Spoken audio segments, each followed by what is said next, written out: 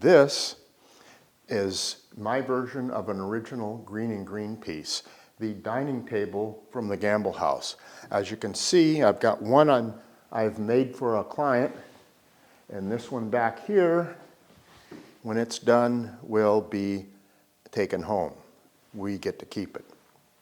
I've always wanted one of these guys. Today's video, though, is about the expansion mechanism for this guy, how I went about doing that.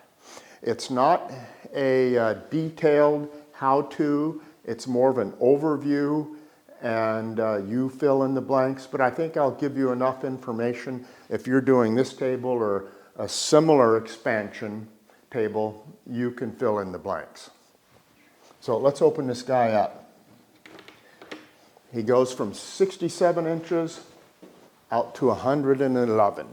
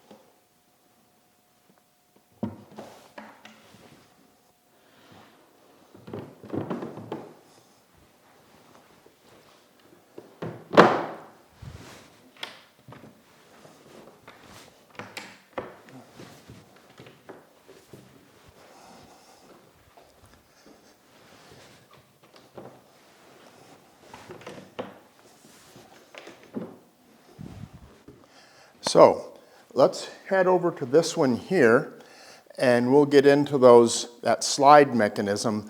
I'll go over that allows this guy to get really big. As you can see, there's a T-slot affair going here, but these guys right here on my slide are faux. There is a T-slot situation going on in the workings of this guy. Let's go on top and pull this guy out, and I'll show you how it works. So first of all, I did not come up with the mechanism here. I modified it, but where I got the idea for the mechanism was from an old issue of Fine Woodworking, number 65, July, August 1987. Title of the article is Extension Tables by Jeremiah de Rahm. Very good article, has a lot more configurations than just this one. If you're doing extension tables for the first time, that's a must read. So let's take this guy apart.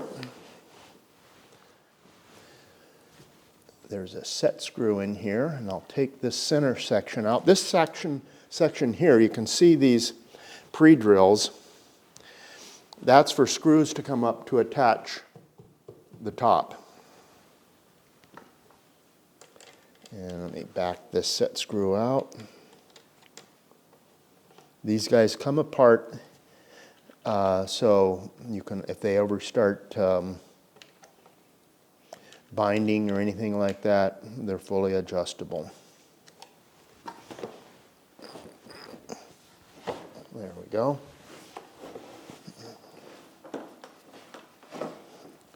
Let's set this aside.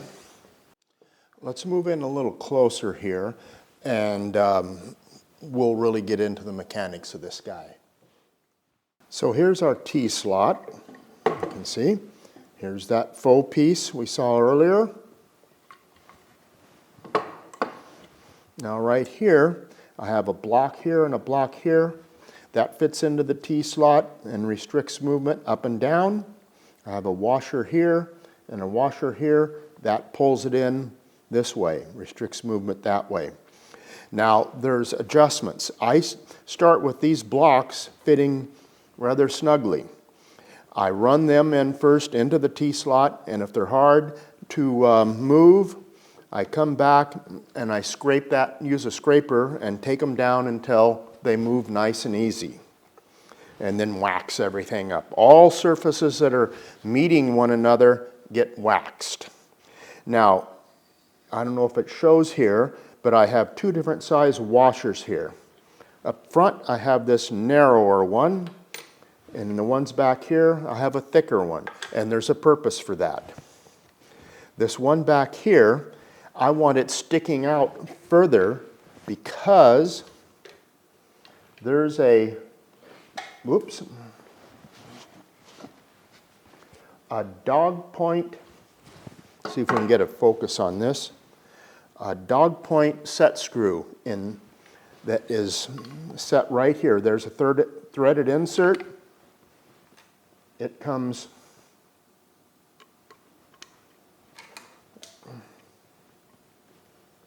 like that, it sticks out and catches on that washer.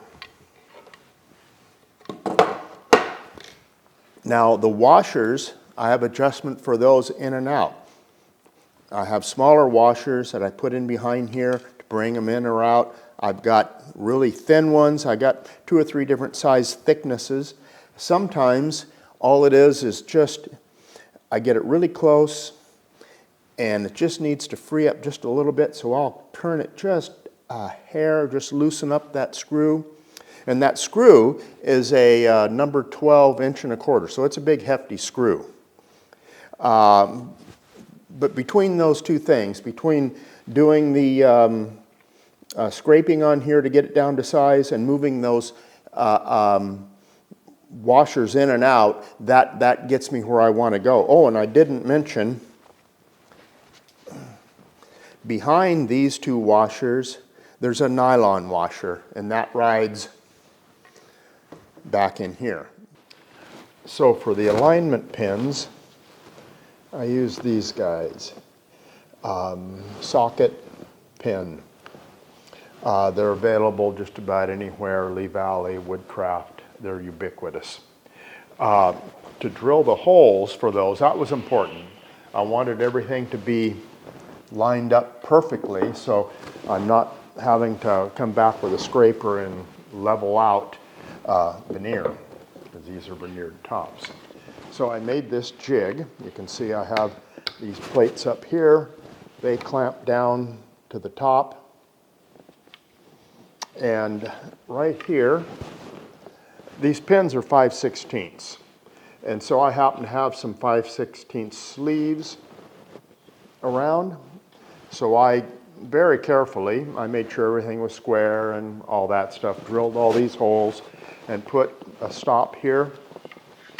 So I would register off the same edge all the way down, bang, drill in this side, over here, drill from that side, clamp, clamp, clamp as well. So for the leaf locks, these guys that lock the leaves together, I changed out what I normally do. I got these guys. Let's go in closer and we can really see them. Let me zoom in. So these guys came from Woodcraft, $4.99 each, and I'm fairly happy with them. You know, they're not solid brass, but they are well made and consistently made.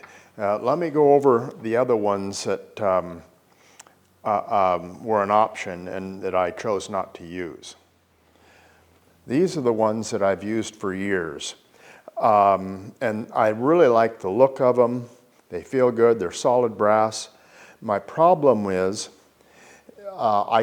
you could set them up and the first pair would fit perfectly. You pull that leaf apart, put a new leaf in, and it doesn't work, it doesn't line up. And I think the problem was this was drilled off. It was not the same every time because I had to fuss with it. I usually got in with a little file and filed this down, and it was a pain, a royal pain. And it might have just been the manufacturer that I bought them from. There might be some out there that are consistent, but the ones I was getting were not.